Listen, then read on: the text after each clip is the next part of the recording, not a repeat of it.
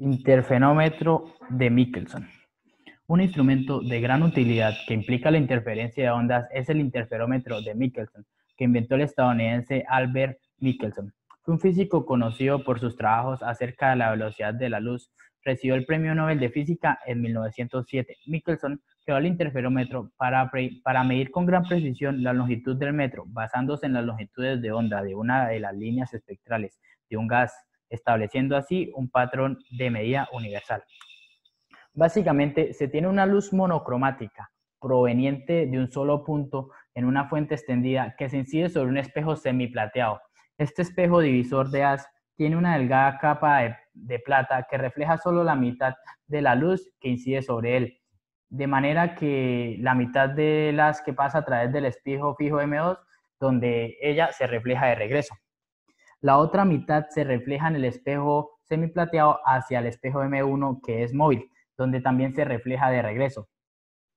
A su retorno, parte del haz 1 pasa a través del espejo semiplateado y llega al ojo, y parte del haz 2 en su regreso se refleja del espejo semiplateado hacia el ojo. Bueno, básicamente se tiene, como se dijo anteriormente, se tiene una fuente de luz que se emite hacia un espejo que tiene solo una mitad plateada, en el cual va a permitir que la luz continúe y la otra mitad de la luz se refleja. Una mitad de la luz se continúa y la otra mitad se refleja. Básicamente se divide el rayo de luz se divide en dos. Entonces, al llegar al espejo fijo M2, se rebota, se rebota y se devuelve y vuelve a reflejarse en el espejo semiplateado y llega al ojo. Y al rebotar en el espejo M1, lo que pasa es que pasa sobre el espejo semiplateado y llega al ojo. Pero, ¿qué se gana con esto? Ahora pensemos que si existiera el éter lumínico, estas dos ondas van a estar viajando con diferente velocidad. Pero, ¿qué es el éter lumínico? El éter lumínico es el medio postulado para la propagación de la luz. Lo que hicieron Michelson y Morley dijeron, vamos a ajustar un aparato para que cuando estos rayos de luz se dividan y reboten, coincidan y no existiera, y que no existiera éter lumínico, entonces tendría un patrón de interferencia básico. Entonces, al traslaparse, al llegar estos dos rayos aquí, estos van a interferirse mutuamente, van a generar o una interferencia constructiva o una interferencia destructiva. Esto dependiendo de qué tan rápido y qué tan lento estén moviéndose estos al tener un patrón de interferencia diferente, dependiendo de cuál sea la orientación del éter lumínico. Entonces, de lo que se dieron cuenta Michelson y Morley es que el éter lumínico no afectaba en sí la velocidad de los rayos. Supongamos que el éter lumínico va en esta dirección.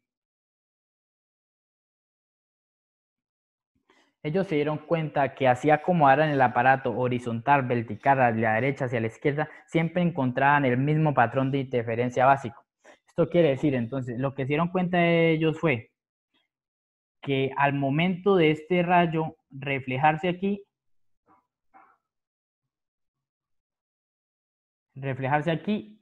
se supondría que la velocidad del rayo disminuiría porque va en contra del éter lumínico, que son los rayos lumínicos, y que si iría la velocidad aumentaría, ayudaría a propagarse más rápidamente. Entonces, lo que ellos se dieron cuenta es que al momento de variar la posición del aparato, del interferómetro, no generaba ningún cambio entre la velocidad de los rayos que se reflejan. Se dieron cuenta que el éter lumínico no tenía ningún efecto, no hacía más rápido ni más lento las ondas. Entonces, lo importante de este experimento es que falló, pero ello quedó el interferómetro de Michelson. Ahora, al hablarse de interferencia constructiva y destructiva, entonces se dice que se genera interferencia constructiva cuando los espejos, espejo fijo y espejo móvil, están a una distancia equidistantes. Es decir, que el espejo fijo se encuentra a una distancia lambda y el espejo móvil se encuentra a otra distancia lambda. Entonces, al encontrarse estos dos en una distancia lambda, al traslaparse, al llegar al ojo, lo que se va a observar es una onda de este tipo. Entonces, la primera onda que se refleja en el espejo móvil vendría siendo una onda básicamente de este tipo. Y la onda que se refleja del espejo fijo M2, entonces vendría siendo una onda del mismo tipo.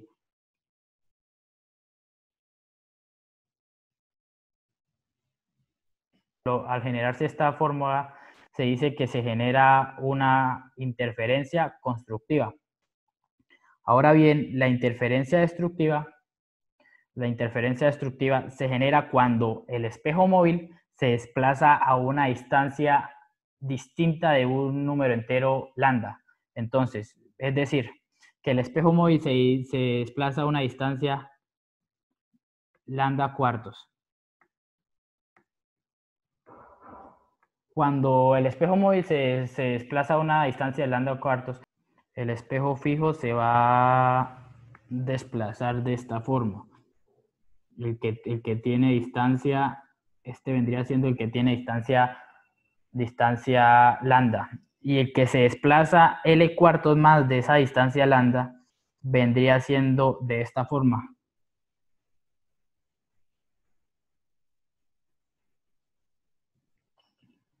Entonces, al traslaparse, al superponerse estas dos formas, lo que se va a formar es una onda de este tipo. Y a una onda de este tipo se le va a llamar interferencia constructiva. Interferencia destructiva. Cuando se forma una interferencia destructiva, lo que se va a ver es una línea recta. El ojo, lo que va a ver el ojo humano va a ser oscuridad. Y cuando se genera una interferencia constructiva, el ojo humano va a ver brillo. De esto se puede sacar una relación que vendría siendo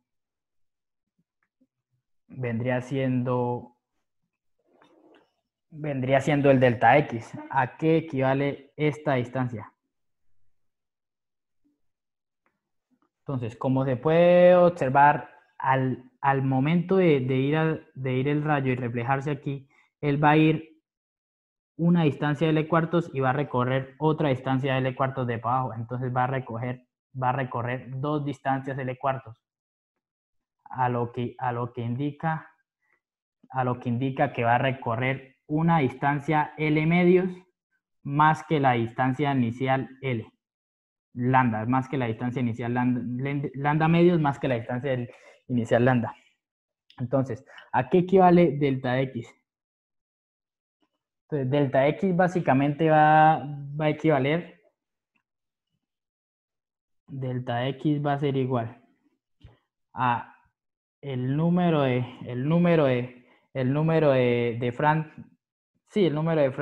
franjas brillantes, el número de franjas por lambda. Lambda vendría siendo esta distancia. Porque si tenemos dos franjas brillantes y una distancia lambda, vendríamos teniendo 2 lambda.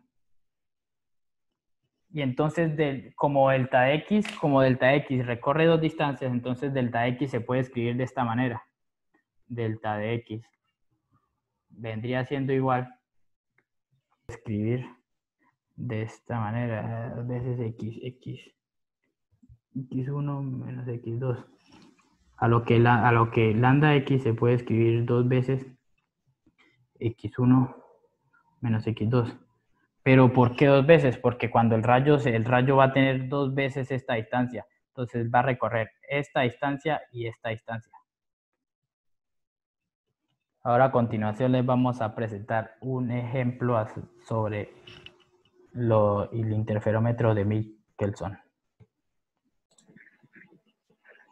Bueno, continuando con la explicación del tema, vamos a desarrollar el siguiente ejercicio. Dice, ¿a qué distancia debe moverse el espejo M1 en un interferómetro de Michelson si por una línea de referencia deben pasar 650 franjas de luz de 589 nanómetros? Entonces, básicamente, los datos que nos da el ejercicio es la longitud de onda, son 589 nanómetros, lo cual equivale a 589 por 10 a la menos 9 metros. Nos da el número de franjas, son 650, y a partir de esto tenemos que calcular la distancia. Partiendo de la ecuación que delta x es igual al número de franjas por la longitud de onda, la cual nos permite ver brillo, y teniendo en cuenta que el delta x lo podemos escribir como la variación de la distancia, en este caso el x final menos el x inicial. ¿Por qué el 2? El 2 quiere decir, como ya se explicó anteriormente, el desplazamiento que realiza es doble, porque va y regresa. Entonces, en este caso, por ese motivo, está el 2 en esta ecuación. Reemplazando la ecuación, en esta ecuación, la inicial, obtenemos que el 2 por la variación de la distancia va a ser igual a m por la longitud de onda. Pero entonces, ¿qué es esta variación? Esta variación básicamente es la distancia que recorre la luz reflejada. Entonces, en este caso, ya obteniendo esta ecuación y despejando de aquí la distancia, obtenemos que la distancia es igual a m por la longitud de onda sobre 2. Y reemplazando los datos, obtenemos que la distancia a la cual debe moverse el espejo M1 para que por una línea de referencia pasen 650 franjas de luz de 589 nanómetros es de 1.91 por 10 a la menos 4 metros. Bueno, aquí tenemos otro ejemplo de este mismo tema, y dice que ¿cuál es la longitud de onda de luz que entra en un interferómetro si se cuentan 384 franjas brillantes cuando el espejo móvil se mueve 0.125 milímetros? En este caso nos están dando pues la cantidad de franjas, el número de franjas y la distancia, y nos están pidiendo hallar la longitud de onda. Entonces partimos de la ecuación, de la misma ecuación que obtuvimos hace rato, pero estructurada de otra manera. Despejamos la longitud de onda, y tenemos que la longitud de onda es igual a 2 veces la distancia sobre la cantidad de franjas, en este caso m. Reemplazamos los datos y obtenemos que la longitud de onda de luz que entra en el interferómetro es de 6.51 por 10 a la menos 7 metros.